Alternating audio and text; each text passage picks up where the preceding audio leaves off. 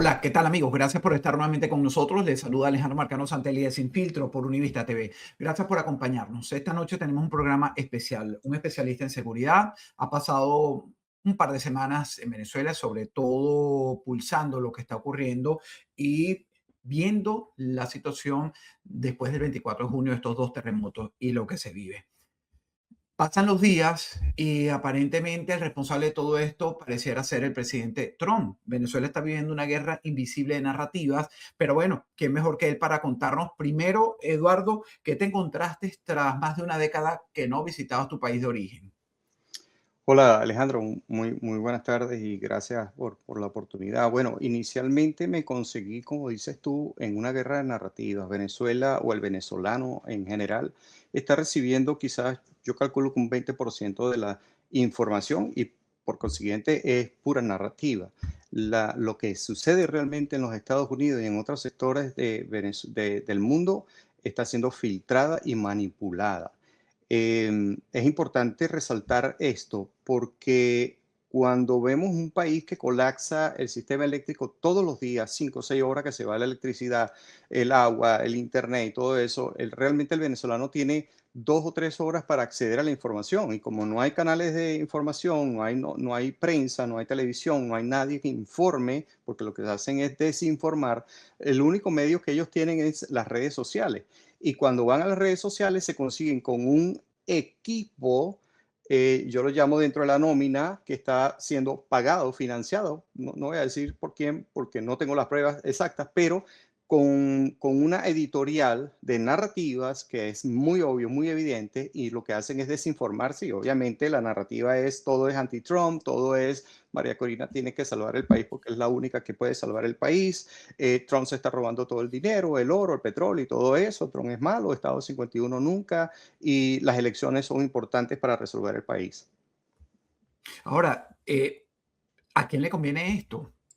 Porque pareciera que el sector político, que nunca pudo controlar ni desmontar la estructura criminal, luego ocurre el 3 de enero y ya que no quieres dar nombre, esa nómina y eso que están trabajando a favor viene de la oposición liderada por María Corina Machado. Inevitablemente tenemos que hablar de la quien aparentemente lidera al sector opositor. ¿O hay alguien más? Yo creo que hay, hoy en día, si algo tiene la izquierda y el socialismo, comunismo, es que saben cuándo deben unificar esfuerzos. Es muy obvio que tanto el régimen como una parte de la oposición, o le llamo yo la oposición falsa, el globalismo y el Partido Demócrata están en contra de Trump porque están apuntando a que las elecciones en noviembre las pierda Trump. Entonces, ellos en determinado momento se unifican, pero al mismo tiempo trabajan en paralelo por sus intereses individuales. Ahora, ¿por qué quieren enfrentar a los venezolanos contra Trump? Bueno, me imagino que yo pienso que es totalmente inefectivo porque el venezolano que opina ya no vota en los Estados Unidos. Por consiguiente, es totalmente ineficiente. Pero la narrativa, cuando tú hablas con muchos venezolanos, están desinformados. Yo hablaba con muchas personas y después que yo les decía lo que realmente estaba sucediendo, cambiaban de opinión y decían, oye, realmente eso está pasando. Y yo les mostraba las fuentes oficiales, porque yo enseñaba a la gente a acudir a las fuentes de información de inteligencia abierta oficiales, no la ola de rumores y de desinformación y de narrativas. Entonces, al venezolano entender que desconocer la verdad te hace esclavo de las mentiras e identificar a aquellos influencers que están siendo pagados por alguna persona, eh, ven las cosas con un punto más objetivo y no mezclando esa parte de la inteligencia emocional porque están actuando por inteligencia emocional, no controlan esas emociones y son más impulsivos.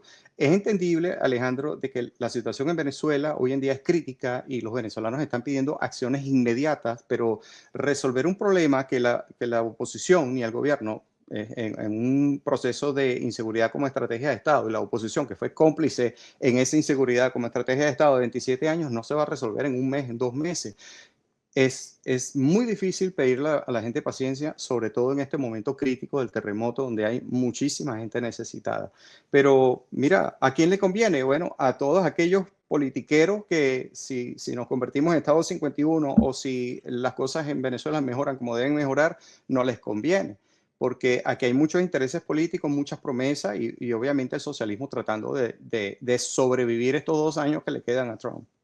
Si te iba a hacer la pregunta consiguiente, ¿quién le tiene miedo a Trump? Pero entonces esta izquierda radical que está contra la pared, que ha sido arrinconada por la actual administración y su equipo. Totalmente. Yo creo que ellos están heridos de muerte, están sobreviviendo, pero tienen que mantener esa narrativa de supervivencia y es lamentable que en este momento crítico donde todos los venezolanos están tratando de unirse, son ellos los que no quieren unirse. Estoy hablando de ambos bandos, tanto de la oposición como del régimen. El régimen, obviamente, a través de las redes sociales hemos visto que han bloqueado la ayuda humanitaria. No quieren, si no son ellos los que presentan la ayuda, no puede ser nadie. Pero al mismo tiempo hemos visto a la oposición. Yo no he visto a nadie. Yo no sé si tú lo has visto y corrígeme si me equivoco, pero yo no he visto ni a Guaidó ni a todo este conglomerado de opositores recogiendo dinero. Y ellos tienen muchas organizaciones sin fines de lucro. Y yo no he visto hasta el momento a ninguno. No, y ni siquiera a la Premio Nobel de la Paz, María Corina Machado. Es decir, no hay ninguna campaña, no hay absolutamente un trabajo para poder enfrentar, llevar ayuda humanitaria. Pero bueno, creo que estamos viendo la misma situación. Fíjate, estuviste en el patio, voy a reiterar, tenías aproximadamente 13 años que no regresaba a Venezuela, fuiste por un trabajo puntual, te encuentras con una Venezuela que no fue la que dejaste. Y aunque lo explicaste, me gustaría entenderlo como ciudadano, cómo funciona en un país sin electricidad, sin conectividad, sin servicio y enfrentados a una tragedia que nos ha expuesto lo abandonados que estamos por el liderazgo y arruinados por un régimen que es responsable de esto, cómo funciona realmente la guerra cognitiva en Venezuela, dentro de las calles de Venezuela. Sí, es lamentable. Yo me sentí como que estaba en Cuba. Así de sencillo, vi deteriorado el país, no en todas las regiones, en todas las partes, pero hubieron sectores en donde visité y pasé por ahí y sentí mucho pesar. La guerra cognitiva que dice va hacia la parte psicológica, inducir el caos, no dejar a dormir a las personas, tenerlos en esa incertidumbre entre la electricidad, el agua, el internet y los servicios y la economía. Es un constante caos para someter a la población a través del hambre, a través de la miseria. Eh, yo vi personas, Alejandro, y a la audiencia, que habían envejecido, y que son más jóvenes que yo y parecían unos ancianos. O sea, yo sentí pesar por esas personas, flacos, hambrientos. Se ha desarrollado una cultura peor de la que hemos tenido antes de los 27 años. Estos 27 años ha sido una transculturización hacia la mediocridad, hacia el martilleo, hacia la corrupción. Hemos normalizado la corrupción. Hoy en día la policía te para y ya de una vez tú sabes que la tarifa son $5, $4, lo que sea, lo que tengas, dame para el fresco, dame para la comida. Ya realmente no se sabe quién es el lampón, si es el uniformado o es el mismo delincuente. Ahora el delincuente es como que mejor ciudadano que los mismos oficiales uniformados. Desde el momento en que entras al aeropuerto hasta que sales del país es una constante zozobra porque todo el mundo está en un modo supervivencia. Y obviamente la gente tiene a veces que hacer lo que tenga que hacer, pero la deshonestidad y la corrupción ya es como que normal verla y ya nadie se sorprende de eso. Ahora, estamos viendo una disputa por el poder frente a este tutelaje que tiene el presidente Donald Trump, Eduardo, con Delcy y los hermanos Rodríguez, en general los dos, pero también incluido Diosdado Cabello. Realmente ellos se están disputando el poder para quedarse y los que enfrentan, o no sé si a ambos grupos con sus diferencias ideológicas, si es que las tienen, quieren es que Trump se vaya de Venezuela y que los deje políticamente vivir como lo habían hecho hasta el momento. Bueno, ellos quieren muchas cosas, pero yo no creo que eso vaya a suceder. Una de las cosas que te quería mencionar también, Alejandro, y a la audiencia, es que mucha gente dice que Estados Unidos simplemente no tiene un plan. Es una narrativa. A lo que yo siempre decía, el hecho de que tú no conozcas el plan o no te lo hayan informado a ti no significa que no exista un plan. Estados Unidos, si algo tiene, es que planifica todo y lo ejecuta al pie de la letra. Teníamos una fase 1, fase 2 que se vio interrumpida por un desastre natural, entra la ayuda humanitaria sobre la marcha, pero Estados Unidos oficialmente ha dicho, continuamos con la fase 2 para poder entrar en la fase 3. Así es Estados Unidos organizado. Y otra cosa que decía, no, es que están improvisando. Estados Unidos tiene cualquier cantidad de experiencia históricamente hablando sobre este tema. Venezuela no es un caso de ensayo y error para los Estados Unidos. A través de la historia, como te dije, hemos hecho cualquier cantidad de proyectos similares al de Venezuela. Entonces, yo diría, y cuesta decirlo, calma, paciencia y confianza en esto, porque ese régimen ya está caído. Esas acciones que se están llevando a cabo de amedrentamiento, de que las Fuerzas Armadas sabotean la ayuda humanitaria, todo eso lo que hace es empeorar el expediente que ya tienen elaborado. El caso del CENIAT, sacando al mucho cabello de ahí, eso es los que no entienden realmente lo que está sucediendo, eso es quitarle poder a Diosdado Cabello de las manos, porque la única carta que él tiene bajo la manga para que no se lo lleve es la inseguridad como estrategia de Estado. Y a medida que le van Estados Unidos quitando poder dentro de las Fuerzas Armadas, que ya obviamente ya no hay Fuerzas Armadas, y está más que comprobado, en determinado momento ya él no va a tener una capacidad de negociación y ese momento va a llegar muy pronto, espero.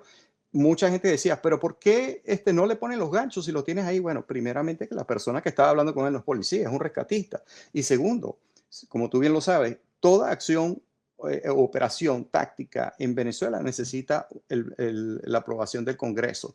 Si recordamos, Marcos Rubio estuvo en el Congreso hace unos días y le dieron hasta por la cédula.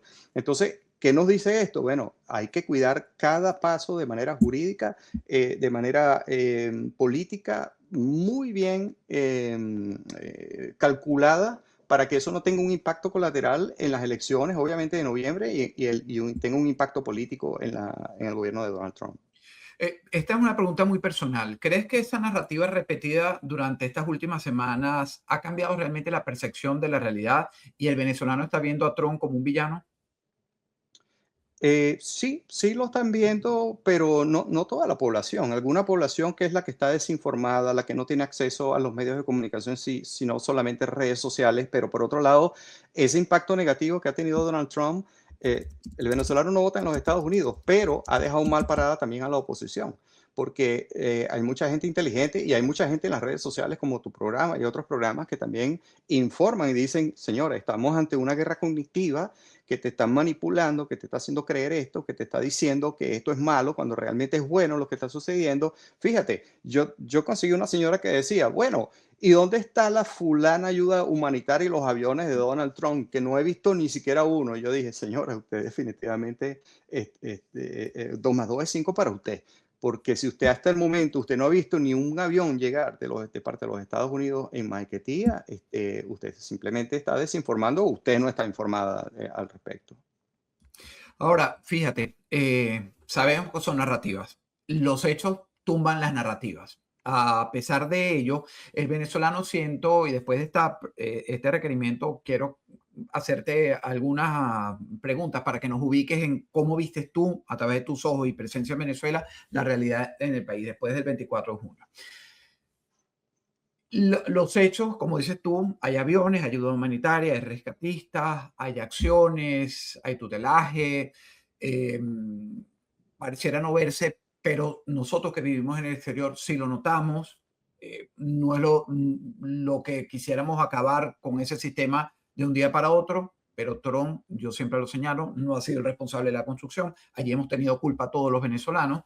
Eh, y te quería hacer la pregunta por lo siguiente. A mí cuando trato de explicarle a vecinos que viven aquí en el sur de la Florida como yo, mira, me dice, no, es que Trump se roba el oro. Yo le dije en estos días uno, no repitas eso. Pues nosotros somos una república. Nosotros tenemos instituciones. Aquí Trump se va en 2 años. Y aquí vendrá otro presidente. Podrá ser Biden, que probablemente por la edad no, un demócrata, otro republicano, quien sea. Pero aquí no estamos como nuestros países de origen, Cuba, Venezuela y Nicaragua, desafortunadamente pisados por una bota y toda decisión se filtra y se decide desde un palacio de gobierno, por un ejecutivo. No. Entonces, eso va más allá, pero entonces yo digo gente inteligente, gente preparada, gente con negocios, y te hacía la pregunta anterior precisamente por ello. La gente no quiere entender o realmente, y esto suena duro y cruel, nos merecemos que nos dejen solo en algún momento y entiéndanse ustedes con sus dictadores, con sus criminales, ¿sabes? Porque tú dices, bueno, nos están ayudando, nos han tendido la mano, hubo un cambio del 3 de enero, pero no estamos siendo agradecidos o no queremos entender y lo que estamos es saboteando, Eduardo. Aquí hay una reflexión, pero también un disgusto personal, porque yo quiero ver el cambio, yo quiero ver la libertad de mi pueblo, el de Cuba y el de Venezuela, donde yo nací, pero de esta manera creo que no vamos a llegar. No, no nos quieren dejar llegar. Debemos liberar las mentes de los venezolanos primeramente, y esas narrativas que están siendo manejadas desde el exterior y algunas desde el interior nos están haciendo muchísimo daño. Sí, es verdad, yo conseguí muchas personas que dicen que sí, Donald Trump se llevó oro, se llevó este petróleo y se lo está robando. Y yo le decía, bueno, yo realmente creo que esto es lo que está haciendo Estados Unidos, pero te voy a hacer una pregunta, les decía yo a ellos. Este, Esa narrativa existía cuando China, Cuba, Irán y Rusia se llevaban todo y ni siquiera depositaban un céntimo en un banco y ellos simplemente decían, no, no, la verdad que no sé. Entonces te das cuenta que la narrativa les está haciendo daño a la sociedad. Otra cosa es que el daño cultural, el daño de imagen del venezolano es sumamente complicado. Hay una cultura nueva, una cultura de trampa, de supervivencia, de viveza criolla, de que tengo que sobrevivir a como de pedigüeño, de que todo el mundo está esperando es que le den, pero yo quiero que todo el mundo cambie, pero yo no quiero cambiar. Esa cultura nos está haciendo mucho daño. Hay mucha gente, obviamente, comprometida con el cambio del país, que quieren hacer las cosas bien. Hoy en día hemos visto cómo, indiferentemente de qué partido, de qué lado de la política esté, se unificaron todos en la Guardia. Eso ha sido muy bonito. Inclusive los mismos colectivos, yo presencié como muchísima gente en motos llevaban ayuda, agua y todas esas cosas a sitios donde solamente ellos podían llegar. Y ahí me sentí agradecido con ese sentimiento venezolano porque dije, aquí no hay colores, aquí simplemente somos venezolanos ayudando a venezolanos. Pero esa narrativa, esa información o desinformación que estamos recibiendo a diario nos está reprogramando, haciéndonos sumergir en la miseria en la que nos han sumergido los últimos 27 años. ¿Quién lo está promocionando? Obviamente que el régimen lo está haciendo, pero también la oposición está tratando de inducir un caos para hacer que exista un estallido social, y cuando han hecho el llamado ha sido un fracaso porque la gente dice, ¿cómo me vas a decir tú a mí que yo vaya a hacer una protesta contra el régimen porque está todavía del CIAI cuando yo estoy tratando de resolver mi problema habitacional porque me quedé sin casa? Entonces ha sido un fracaso. Salieron 3, 4 personas por ahí, lo filmaron, lo grabaron y lo dieron como un éxito. Entonces, obviamente que ahí en cierto momento del camino hacia lo que viene para Venezuela, los enemigos, el enemigo de mi enemigo es mi amigo, llámese régimen y oposición, demócrata y globalismo en contra de Trump por las elecciones. Yo siempre te he dicho, Alejandro, que todo esto se va a acelerar después de noviembre, si Dios mediante Trump sale victorioso en las elecciones. Hablemos ahora de tu presencia en Venezuela. ¿Qué fue lo primero realmente que te impactó al llegar a tu país de origen? Mira, el venezolano se ha convertido en su mayoría en zombies. Se ve el agotamiento, el estrés, el enojo, la insatisfacción, la desinformación. En las rutas, en mis viajes, cualquier cantidad de alcabalas, si no te agarra la guardia, a 200 metros te agarra la Policía Nacional Bolivariana. Se siente miedo incluso desde el momento que entras al aeropuerto, que estás haciendo, te agarran básicamente 5 filtros: la Policía Nacional Bolivariana, el SEBIN, el DGCIN, Inmigración y el CENIAT. Y yo presencié, Alejandro, una señora al frente de mí que tenía su hijo nació en Argentina y ella, llenando el papel del CENIAT, le temblaban las manos y yo le preguntaba, señora, ¿qué le pasa? Tengo miedo. ¿Y a qué le teme? La verdad es que no sé. Entonces, esa incertidumbre, se sentía la tensión, todos callados, alineados, como que, Dios mío, protégeme, que no me vaya a pasar nada, que no me vaya a agarrar a alguien y me vaya a llevar por un cuartico. Inclusive se veía que a los ciudadanos extranjeros le daban un trato, entre comillas, VIP, ¿no? Los identificaban en la línea y los sacaban de la línea y los metían quién sabe para dónde y quién sabe para qué. No voy a decir que los estaban matraqueando o estaban desarrollando un modelo paralelo de negocio, porque eso es otra cosa. Esas personas ahí, todo es, dame para el fresco, siempre te consiguen un artículo cualquiera para ver cómo te presionan para que tú digas la palabra mágica y digas, bueno, vale, ¿cómo arreglamos esto? Típico cultura del venezolano. Bueno, eso se ha triplicado Y esas personas que están ahí, ¿cómo cambias esa cultura?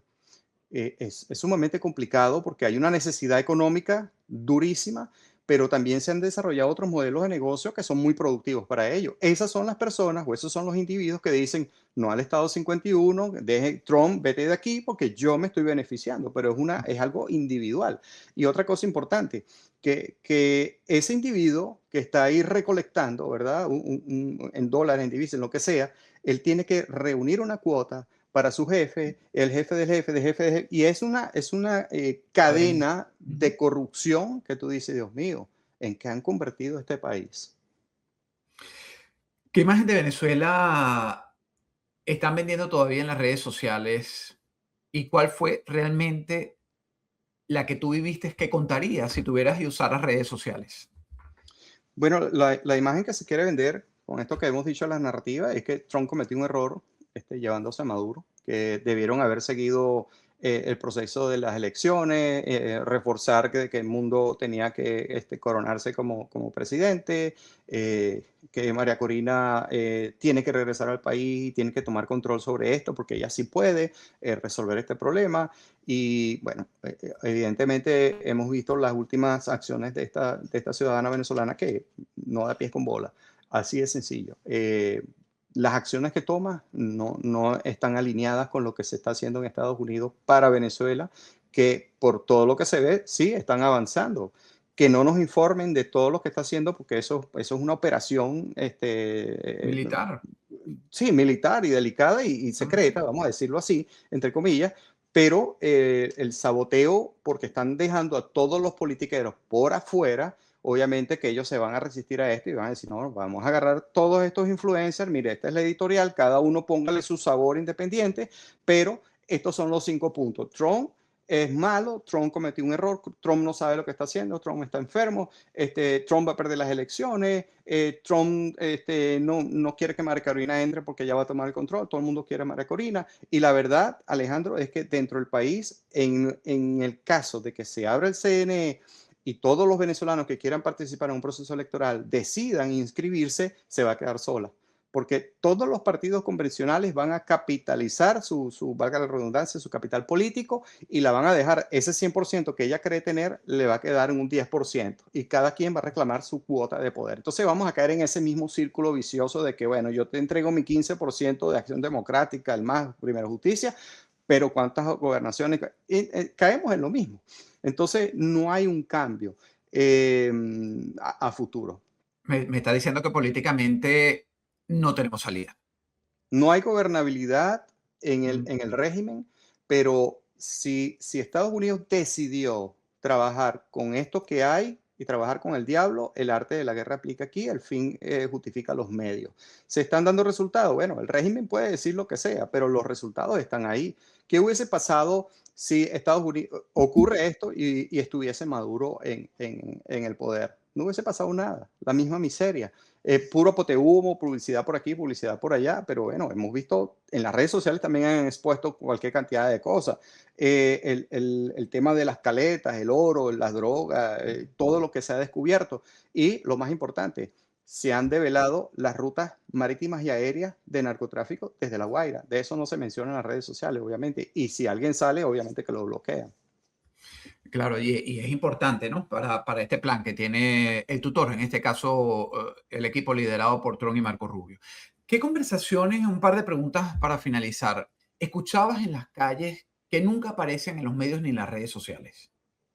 Bueno, hay un descontento dentro de lo que queda de las Fuerzas Armadas, sobre todo el personal retirado. El personal retirado no está de acuerdo con esto. El personal que todavía está activo. Algunos dicen, bueno, yo quiero ascender a oficial general, por consiguiente me voy a quedar callado porque si no comprometo mi ascenso. Los que están de salida están tratando de raspar la olla. Los policías eso no sirve. Eso de verdad que hay que hacer una limpieza exhaustiva en los organismos de policía de Venezuela. Pero lo que queda de los militares, no hay un descontento, pero hay miedo, todavía hay miedo, porque todavía hay represión interna, todavía existe un SEBIN y colectivos que están amedrentando a las personas. Entre las personas que están damnificadas, que están en carpas o en lo que puedan construir de shelter, de refugio en la ciudad de Caracas y en otras regiones, hay, hay represión de noche, no los dejan dormir, los amenazan, cualquier cosa que saques en las redes sociales, te vamos a venir a buscar, te vamos a sacar a pasear, y ya tú sabes qué significa eso. A las mujeres y a los niños han habido casos de violaciones sexuales, si sabes a lo que me refiero. Les van a dar comida y les cobran la comida, y básicamente, textualmente he escuchado personas que han dicho, a estas personas les están diciendo: ¿quieres comer? Ven para que pagues en aquel bañito que está allá, ven para que pagues tu comida. Entonces, imagínate tú el nivel de maldad del régimen y de los militares que se prestan para eso, porque tú dices, ¿cómo tú como militar, como profesional, te prestas para eso? Entonces, la depuración de lo que queda de las Fuerzas Armadas y de lo que es la seguridad pública de Venezuela tiene que ser muy profundamente analizada, y se requieren personas competentes. Otra cosa que hemos visto, Alejandro, es que todos los salvadores de Venezuela que se creen salvadores son la misma vieja política y sinvergüenzas que han estado en la política por 50 años, y ahora resulta que ellos son los salvadores del país. Aquellos que han sido cómplices de que ese régimen haya permanecido 27 años, y que Estados Unidos les ha dado a ellos la oportunidad de cambiar el sistema y de tornar, cambiar esto hacia una democracia saludable. Ellos han sido los mismos que han vendido la información, se han robado el dinero, se han aprovechado, han sido cómplices de ello. Entonces, es importante que el venezolano entienda que sí, el régimen es malo, eso lo hemos discutido, ya, es que ya ni siquiera lo nombramos, la gente lo sabe, pero esta falsa oposición hay que terminarla de desenmascarar y entender que no son la solución, son parte del problema y son cómplices de los que tienen esta Venezuela como la tienen. Y finalizo con la siguiente pregunta. Además de ese evento con la señora, cuando estabas entrando al país, me imagino que respiraste aliviado cuando te montaste para regresar, porque el miedo es, creo que, una de las peores situaciones que se puede vivir al entrar a un país, aunque sea el de uno, pero dominado por esta organización criminal que, como tú dices, sigue operando actualmente de noche y de día. Pero ¿qué fue después de eso lo más duro que te tocó presenciar en Venezuela?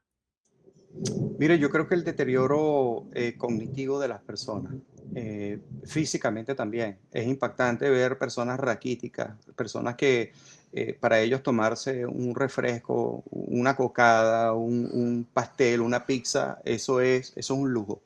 Y eso me impactó porque la necesidad de producir, el tema cambiario, es una locura. O sea, tú vas a comprar algo y entonces tasa BCB, que no sé qué cosa, que en euros a la tasa no sé qué. Yo no entendí nada. O sea, yo o pago en dólares, o tenía alguien ahí que decía, no, yo pago en bolívares y dame tú los dólares a mí, porque después, o sea, eso es un total para mí como foráneo, porque tengo tantos años que no iba a Venezuela, ya yo no entiendo eso. Yo no sé cómo lo hacen, de verdad, pero son milagrosos. La manera en que han proliferado negocios, hay cuadras que ya no son casas, en cada garaje hay una Santa María con un negocio vendiendo lo que sea, pero al mismo tiempo llega la alcaldía o el CENIAT y así tengas una Santa María y no estés produciendo nada, tienes que pagar un impuesto. Entonces, el sistema está diseñado para que el que quiera emprender no tenga éxito. Entonces, por un lado, el venezolano trata de buscarle la vuelta a la economía y dice, bueno, voy a vender chicha, voy a vender lo que sea, pero necesito producir, y el mismo régimen no te deja. Una situación muy parecida, lamentablemente, a la que vive Cuba. Gracias, Eduardo, A por ti, acompañarnos en la noche de hoy aquí en Univista TV. Dios bendiga a Venezuela. Amén. Y que tengamos un país libre igual que Cuba y Nicaragua en cualquier momento. Seguimos Próximamente. trabajando para ello. Señores, gracias por acompañarnos. Hemos llegado al final de este paso por la noche de hoy, pero el debate apenas comienza. En tiempos donde la información viaja más rápido que los hechos, la mejor herramienta sigue siendo el pensamiento crítico.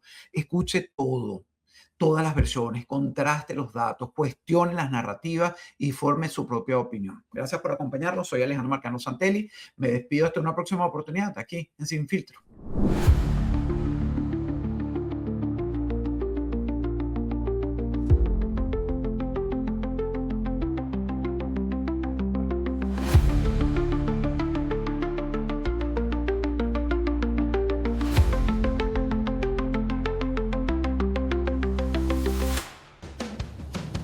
Hasta el mejor conductor tiene un mal día.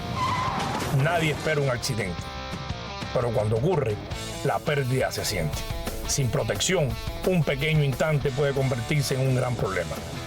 En Univista Insurance entendemos lo que está en juego. Con nosotros, tu tranquilidad se convierte en parte del camino. Como Maggi, asegúrate con los mejores. Univista Insurance, su mejor opción. El 30 de abril del 2025 solo había tierra y planos, además de un sueño nacido con la esperanza de transformar una comunidad. Un año después, ese sueño ya tiene forma. Cada pared levantada, cada paso dado, cada día de trabajo fue construido pensando en las familias de Allapattah.